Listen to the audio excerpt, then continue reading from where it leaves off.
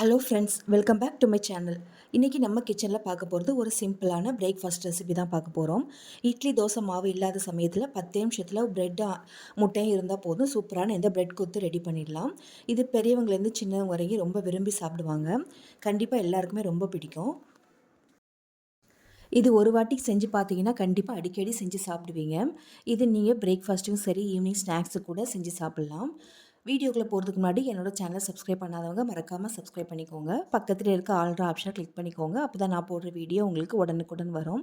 வாங்க இப்போ இந்த பிரெட் கொத்தி எப்படி பண்ணுறதுன்னு பார்க்கலாம். அதுக்கு ஃபஸ்ட்டு நம்ம ஒரு கடாயை சூடு பண்ணிக்கலாம். இதில் நம்ம 2லேருந்து 3 டேபிள் ஸ்பூன் அளவுக்கு எண்ணெய் ஊற்றிக்கோங்க. இப்போ இந்த எண்ணெய் நல்லா சூடாகி வரட்டும். இப்போ எண்ணெய் சூடானதுக்கப்புறமா 1 ஸ்பூன் அளவுக்கு கடுகு சேர்த்துக்கோங்க. இப்போ இது கூடவே ஒரு 1/2 ஸ்பூன் அளவுக்கு சீரகம் சேர்த்துக்கலாம். இப்போ இந்த ரெண்டுமே நல்லா பொரிஞ்சு வரட்டும். பொரிஞ்சதுக்கப்புறமா நம்ம நல்ல பொடிசாக கட் பண்ணி வச்சுருக்க வெங்காயம், பச்சை மிளகாய், கருவேப்பிலை இந்த 3ஐயும் சேர்த்துக்கலாம். வெங்காயம் நீங்கள் எவ்வளோ சேர்க்குறீங்களோ அது ரொம்ப நல்லாயிருக்கும். நீங்கள் முட்டை பொரியலுக்கெல்லாம் பண்ணுவீங்களா, அதே மாதிரி வெங்காயத்தில் நிறையவே சேர்த்துக்கோங்க.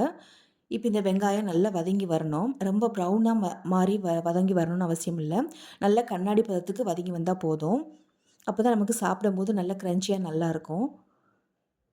இப்போ இது வதங்கும் போது இதுக்கு தேவையான அளவுக்கு நம்ம உப்பு சேர்த்துக்கலாம்.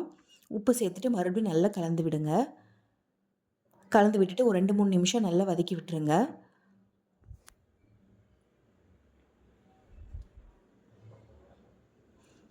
இதுக்கு நம்ம நிறைய மசாலா பொருள் அதெல்லாம் சேர்க்கணுன்னு அவசியம் இல்லை. ரொம்ப கம்மியான பொருள் தான் நம்ம இதில் சேர்த்து செஞ்சுருக்கோம். இப்போ பாருங்கள், இந்தளவுக்கு நமக்கு வெங்காயம் நல்லா வதங்கி வந்திருக்கு.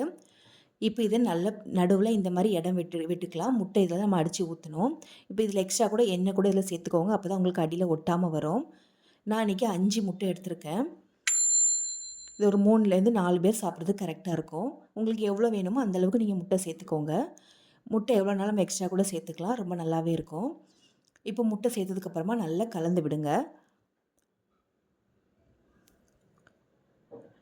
நல்லா கலந்து விட்டுட்டு இந்த முட்டை இப்போ நல்லா வேகணும். உங்களுக்கு ஒரு 2-3 நிமிஷம் நல்லா வெந்து வரணும். நல்லா உதிரி உதிரியாக வர மாதிரி வேக வச்சுக்கணும். அப்போ தான் சாப்பிட்றதுக்குமே ரொம்ப நல்லாயிருக்கும். முட்டை ஸ்மெல் எதுவும் ஜாஸ்தி இல்லாமல் இருக்கும் அப்போ தான் உங்களுக்கு. இப்போ பாருங்கள், இப்போ இந்த அளவுக்கு நமக்கு வெந்து வந்திருக்கு. இப்போ இதை நல்லா கலந்து விடலாம். இன்னுமே கொஞ்சம் ஈரத்தன்மையோடு தான் இருக்குது. இன்னும் கொஞ்சம் நல்லா வேகணும். அப்போ தான் நம்ம ப்ரெட் போட்டு மிக்ஸ் பண்ணும்போது நல்லா உதிரி உதிரியாக வரும் நமக்கு. இப்போ பாருங்கள், மறுபடியும் ஒரு நிமிஷத்துலேருந்து 2 நிமிஷம் ஆயிருக்கு. நல்லா நமக்கு முட்டை வெந்து வந்திருக்கு. இப்போ இதை நல்லா கலந்து விட்டுக்கோங்க. இப்போ நல்லா உதிரி உதிரியாக நல்லா உதிர்த்து விட்டாச்சு முட்டையை. இப்போ நம்ம சின்ன சின்ன பீஸாக கட் பண்ணி வச்சுருக்க ப்ரெட் இதில் சேர்த்துக்கலாம். நான் இன்றைக்கி ஒரு 6 ஸ்லைஸ் ப்ரெட் எடுத்திருக்கேன். அதில் பெரிய சைஸ் ப்ரெட் தான் எடுத்திருக்கேன். இப்போ இதை கட் பண்ணி இது கூட சேர்த்துக்கோங்க.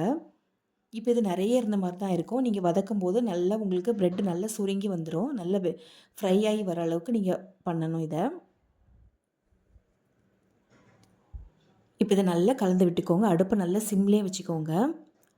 உங்களுக்கு நல்ல மொறுமொறுன்னு வரணுன்னா கொஞ்சம் நேரம் சிம்லேயே வச்சு நல்லா கிளறி விட்டுட்டே இருங்க. அப்போ தான் உங்களுக்கு ப்ரெட்டும் நல்ல மொறுமொறுப்பாக இருக்கும். சாப்பிட்றதுக்கும் ரொம்ப நல்லாயிருக்கும். இப்போ பாருங்கள், முட்டை ப்ரெட் எல்லாமே நமக்கு நல்லா கலந்து வந்துடுச்சு. இதை இப்போ நல்லா இந்த மாதிரி கொத்தி விட்டுக்கோங்க. இந்த மாதிரி பண்ணும்போது உங்களுக்கு ப்ரெட்டும் நல்லா உதிரியாக வரும். முட்டை ப்ரெட் எல்லாமே நல்லா ஒன்று சேர்ந்து வரும். அதுக்காக தான் இப்படி பண்ணுறோம்.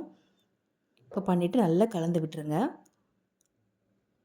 இது செய்கிறது ரொம்ப ஈஸி தாங்க. ஒரு 5லேருந்து 10 நிமிஷம் கூட ஆகாது. டக்குன்னு ஒரு பிரேக்ஃபாஸ்ட் நமக்கு செய்யணும், அதே மாதிரி பிடிச்ச மாதிரி டேஸ்ட்டாகவும் செய்யணுன்னா கண்டிப்பாக இந்த ப்ரெட் கொத்து ட்ரை பண்ணி பாருங்கள். இப்போ இதில் கடைசியாக இறக்கும்போது கொத்தமல்லி இலை சேர்த்துட்டு ஒரு 1/2 ஸ்பூன் அளவுக்கு மிளகுத்தூள் சேர்த்துக்கோங்க. மிளகுத்தூளோட ஃப்ளேவர் இதுக்கு ரொம்ப நல்லாயிருக்கும். லாஸ்ட்டாக இறக்கும்போது கண்டிப்பாக சேர்த்துக்கோங்க. இப்போ சேர்த்துட்டு ஒரு வாட்டி இதை கலந்து விட்டுட்டு அடுப்பை ஆஃப் பண்ணிவிடுங்க. அவ்வளோதாங்க, நம்மளோட சிம்பிளான ஒரு பிரேக்ஃபாஸ்ட்டு ப்ரெட் கொத்து ரெடி ஆகிடுச்சு. கண்டிப்பாக இதை ஒரு வாட்டி ட்ரை பண்ணி பாருங்கள். ரொம்பவே நல்லாயிருக்கும். நம்ம மற்ற டிஃபன்லாம் செய்கிறத விட இது டைமும் ரொம்ப கம்மியாகவே நமக்கு எடுக்கும்.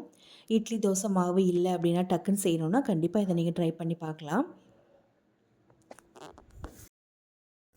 இதே மாதிரி ரொம்ப சிம்பிளான சூப்பரான வீடியோலாம் பார்க்கணுன்னா என்னோடய சேனலை மறக்காமல் சப்ஸ்கிரைப் பண்ணிக்கோங்க. இந்த வீடியோவும் உங்களோட ஃப்ரெண்ட்ஸ் அண்ட் ஃபேமிலிக்கு கண்டிப்பாக ஷேர் பண்ணுங்கள். தேங்க்ஸ் ஃபார் வாட்சிங்.